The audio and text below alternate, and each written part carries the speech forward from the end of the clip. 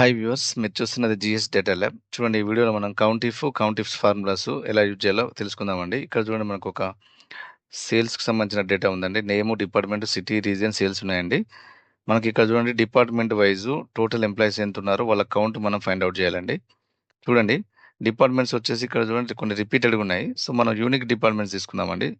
చూడండి, నేను is equals to some unique, ఇలాంటి కేసెస్లో యూనిక్ అనే ఫార్ములా ఉందండి. మీరు ఈ రేంజ్ మొత్తం తీసుకుని బ్రాకెట్ క్లోజ్ చేసి ఎంటర్ చేశారనుకోండి, మీకు యూనిక్ డిపార్ట్మెంట్స్ వస్తాయి. ఇప్పుడు ఈ డిపార్ట్మెంట్ వైజ్ కౌంట్ కనుక్కోండి. ఫార్ములా కౌంట్ ఇఫ్ అండి. చూడండి, కౌంట్ ఇఫ్ సింటాక్స్ చూడండి, రేంజ్, క్రైటీరియా. రేంజ్ వచ్చేసి మీరు ఈ డిపార్ట్మెంట్స్ రేంజ్ తీసుకుంటారు. క్రైటీరియా వచ్చేసి ఇది తీసుకోండి. మీరు బ్రాకెట్ క్లోజ్ చేసి ఎంటర్ పేజ్ చేస్తే మీకు డిపార్ట్మెంట్ సేల్స్ సంబంధించిన ఎంప్లాయీస్ 5 అండి. దీన్ని కిందికి డ్రాగ్ చేస్తే మిగతా డిపార్ట్మెంట్ల కౌంట్ వస్తుందండి. నెక్స్ట్ కౌంట్ ఇఫ్ చూడండి. కౌంట్ ఇఫ్స్లో చూడండి, ఇక్కడ క్రైటీరియా వచ్చేసి మనకు మల్టిపుల్ క్రైటీరియా ఉంది. చూడండి, ఇక్కడ డిపార్ట్మెంట్ హెచ్ఆర్, రీజియన్ సౌత్. చూడండి, డిపార్ట్మెంట్ హెచ్ఆర్ ఉండాలి, రీజియన్ సౌత్ ఉండాలి. దానికి సంబంధించిన టోటల్ ఎంప్లాయీస్ ఎంతమంది ఉన్నారు అడిగారు. సేమ్ డేటా సెట్ అండి. నేను ఫార్ములా చూడండి, కౌంట్ ఇఫ్స్. ఇది మల్టిపుల్ క్రైటీరియా ఉంది చూడండి, కౌంట్ ఇఫ్స్ అండి. సింటాక్స్ చూడండి, క్రైటీరియా రేంజ్ 1.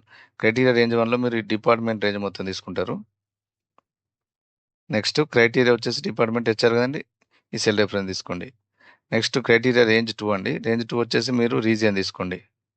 రీజియన్ రేంజ్ మొత్తం తీసుకుంటారు, కామా. రీజియన్ వచ్చేసి క్రైటీరియా వచ్చేసి సౌత్ తీసుకుంటారు. బ్రాకెట్ క్లోజ్ చేసి ఎంటర్ పేజ్ చేసేయండి.